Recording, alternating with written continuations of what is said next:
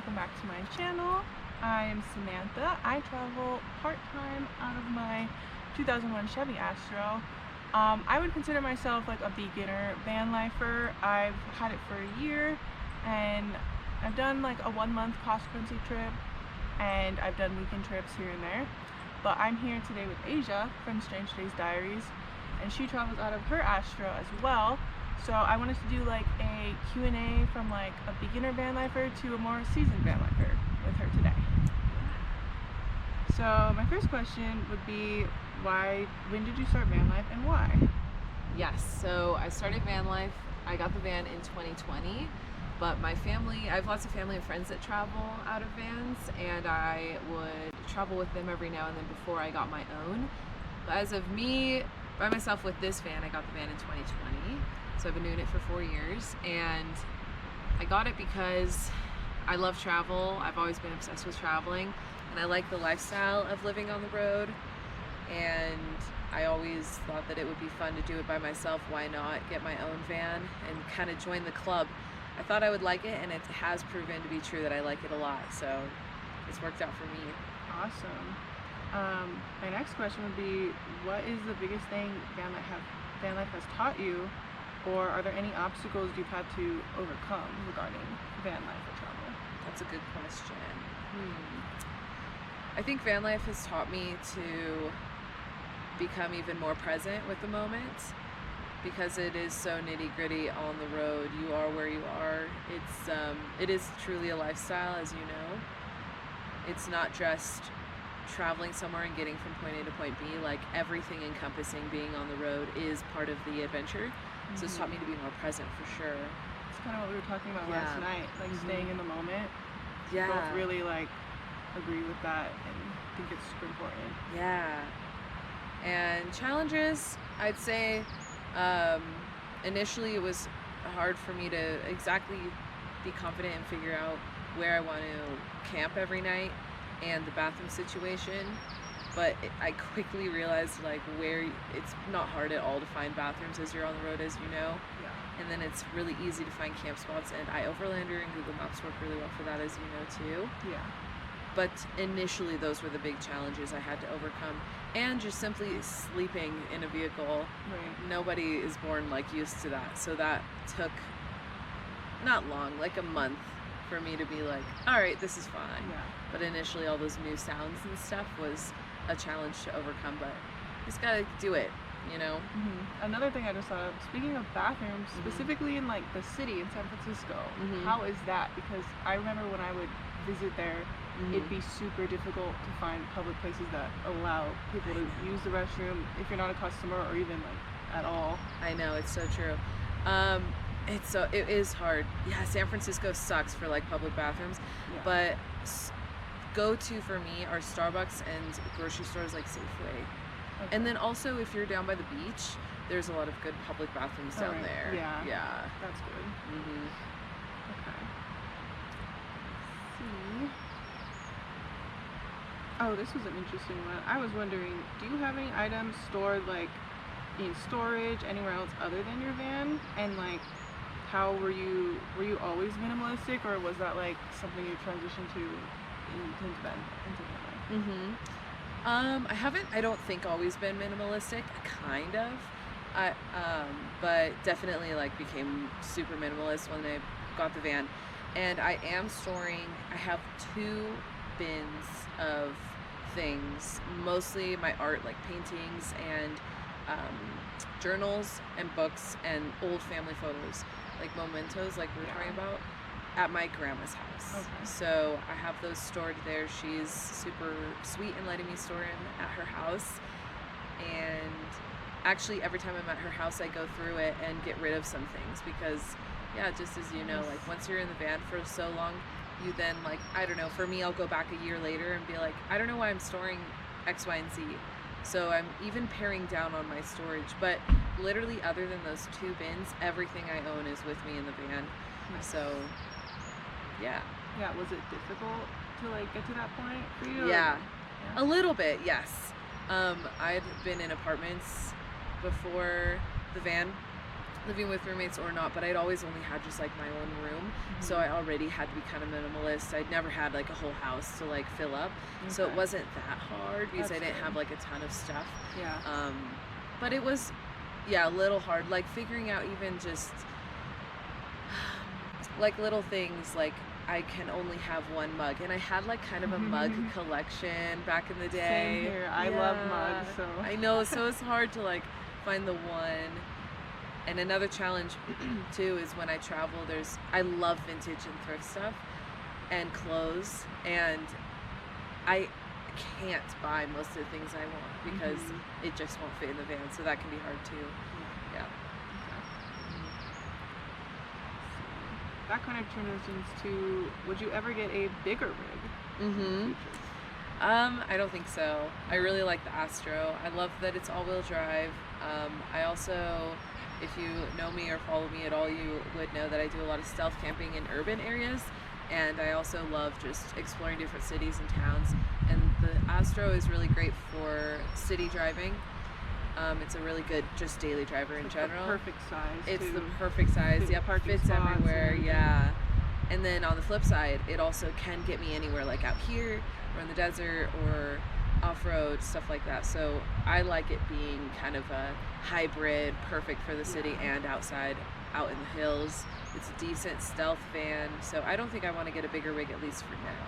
Gotcha. Yeah. Astros are awesome. Yeah, they I are. love them.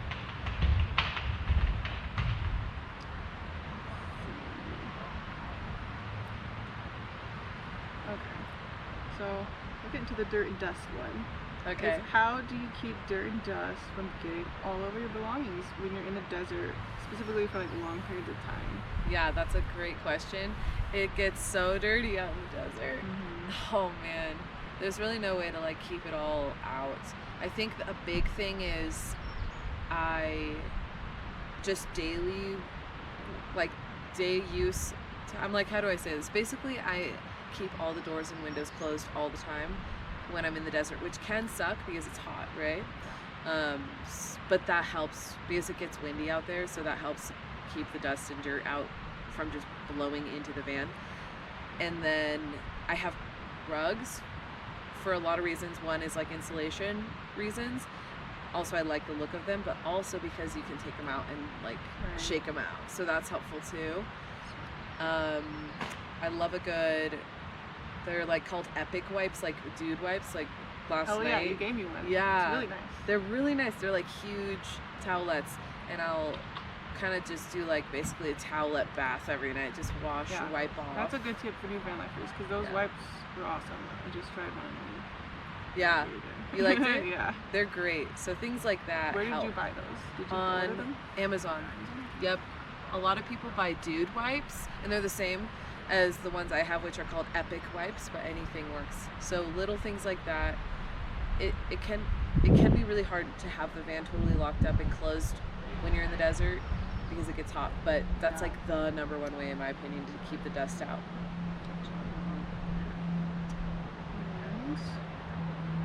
So one of my big questions is, how would you respond to someone telling you that you shouldn't be doing van life alone as a female due to safety concerns? Well, I always take their concerns seriously because it's a valid concern, traveling alone, especially as a girl. But I just assure them that I take like extra precautions when I'm out on the road, and I try to let them know that I have been doing this for a few years, and they can trust that based on my experience, and it's been going well so far, that it'll continue to go well so far, or continue to go well. And have you ever taken self-defense classes? Because Yeah. that's something my family members were telling me that I should do. And yeah, I I agree. think that's smart. I think that's smart. I did a long time ago. Okay. It has been a while. I also have traveled a lot internationally and domestically before the van. And I think now, like thinking about the answer to this question, I think that living and traveling pre-van life helps you a lot because you build those street smarts. And then when you're in the van, you kind of take all those like tools you've gathered just by traveling and living life into the van, and it really helps you, and it helped me with safety. So that could be, I think self-defense classes would be a good thing to tell people who are concerned, like, have self-defense classes. Also, having your precautions, like weapons, if you're cool with carrying anything like that, pepper spray, stuff like that. And I was just thinking, if they were doing a meetup, maybe we could like hire a self-defense dude to come out here and teach us some self-defense moves. That would be fun. That would be really fun. A self-defense workshop? Yeah, like a van life self-defense workshop. Okay, yeah. Oh, that would be really cool. That'd be awesome. I'd be down for that. Yes. Yeah. What else is I gonna say? Anything else?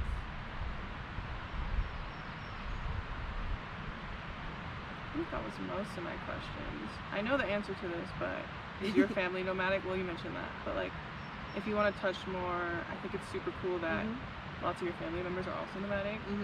So, like, yeah, how do you feel about like all of you and all your immediate families nomadic? Like, do you like that? You think that? Yeah, no, I love that we're all nomadic. It's very unique and special. I did not grow up like that at all. I grew up almost the exact opposite. And my family broke apart. My parents divorced when I was 16. Took a couple years for the divorce to finalize. And separately, post-divorce, they both were like, let's hit the road. And it inspired my brother and I was the late bloomer. I was the last one of us to get a van. I think it's fun, really cool, unique, for sure. I love that we all do it. We also all have, this is another safety thing, we as a family have, do you know Life 360, the app? Yeah, I've heard of that. It's it tracks your location, and you can have like family members on there or friends, whoever. Is it any different than like, you know, like the Find My, where you can like share with friends on that? I have that, like with my family. Yeah, I think the difference is anyone, Android or Apple, can use Life 360, and I think Find My is just Apple, right? Yeah. So, and like my dad has an Android. I think my brother does too, and then my mom and I are Apple. So as far as safety goes, like with my family all being nomadic, we don't track each other by any means, but like I won't hear from my dad for like a month because he's out in the middle of nowhere, and I can just check the app and just know he's out there. Yeah. And so that's helpful as well. Yeah. Have you ever heard of I think it's called like the Garmin InReach little device? Do you have one of those? Like, I don't. My dad does, and he heavily recommends I get one. I would like one. I'm interested in that because I think you can like text even if you don't have service through those, so if you're in an emergency. Yeah, you can. There's different levels from what he's told me too. There's the regular Garmin that just sends out an SOS. You cannot text. And then there's the next level up where it's a little more expensive, but you can text, and that's one he has. And that's one I think I want to get. Yeah. I think it's useful, especially if you're out there boondocking and in the desert, if you get stuck and you have no service or anything. Yeah, or hiking, anything like that. I think it would be smart to have. Oh yeah. Do you do a lot of hiking? Yeah, I love hiking. I've never done like true through hiking day in and day out. Yeah, me either. Yeah, I just do like day hikes, but I love a good hike. Yeah, that is something I do enjoy. Back to the security, I just thought of something. I know some people put like cameras outside of their vans and on their vans and like motion sensors. Do you think you would ever do that, or do you think that would take away from like the stealth factor of being stealthy in the van? I know, I haven't ever done it, but I go back and forth about it. I wonder if they have like teeny tiny cameras that no one would notice. I bet they do. I bet they do. I think that, well, I want it. I would love that. But I haven't gotten it because of stealth reasons. So I'm at that point, like you just said, like where I'm trying to figure out what I could get that would be small and inconspicuous, but that would work really well. I also have looked into it a little bit, and a lot of security cameras require Wi-Fi. Oh, right. And about getting a Wi-Fi. Yeah, and I don't have that in the van, so that's something else. And then, like, would that work with Starlink? Because you don't always have your Starlink set up. Right. Or you would need, like, some type of, like, a hotspot constant booster or something like that. This has been my issue the whole time because I'm not sure about that, any of that, and the logistics behind it. But if you guys, anyone watching, let us know in the comments if you have any information trying to find some kind of security camera that works Maybe not with Wi-Fi would be great, because then it could just be battery powered. Maybe like Bluetooth, maybe that. Yeah. Like if it could connect to your phone and give you like signals or notifications. Yeah. That would be cool. Yeah, I agree. Another thing for maybe beginner van lifers, how do you find camp spots or places to camp, or like even when you're in the city, what's your go-to and how do you find those spots? Yeah. iOverlander is a great option. I used iOverlander the first couple years, and I actually don't really use it anymore. I just use Google Maps, because using Overlander I always suggest, because it teaches you the good spots to look for, and kind of wherever you park based on iOverlander, you get a sense for where good spots are based on just doing that. Yeah. And then you can ditch iOverlander and find your own spots on Google Maps. One thing that people kind of like talk about that they don't love about iOverlander is that so many great spots are ruined by trash or whatever, because people post it on iOverlander and then it's ruined. So people need to be picking up the trash too. I agree. Like, yeah, I know. Yeah, if you get there and there's trash, do Pick it your up. part, because just leaving it there isn't gonna solve the issue. No, definitely not. Exactly. But iOverlander is a good beginner option. And then once you've kind of figured out where good spots are, then using Google Maps helps. As far as stealthing goes, I like parking near parks that are in or around residential areas. Never park in front of a person's house. That's like my big number one rule. Like outside of like apartment buildings is like a good thing I hear. Like kind of down the street from like apartment buildings where there's lots of cars. Yep, I've done that many times. Apartment buildings on the street, parking near and around urban parks, and also I have found really good luck parking near and around schools on the weekends, like off school hours. That's a really good one too. Or like parks and rec areas or buildings that are just like community centers. Yeah, community centers, stuff like that. And then out boondocking is a lot easier. Like pretty much anywhere works. But BLM land, number one, is like the number one choice for camping. Just make sure you're on public land and not someone's property. Yeah, that's a biggie. Really mad. Yeah, that's a biggie. Have you ever done like in a parking garage stealth camping? I've seen a few people do that in like Vegas and places like that. I know. I wonder when this vlog is going to come out, because I just did that for the very first time and I vlogged it. And the video's coming out soon. I just did that, so you'll have to check my channel and see, because I had never done it until recently, and it worked pretty well. So yeah. Okay. That's good. How long have we been recording? What does it say? 17 minutes? Oh, that sounds good to me. Awesome.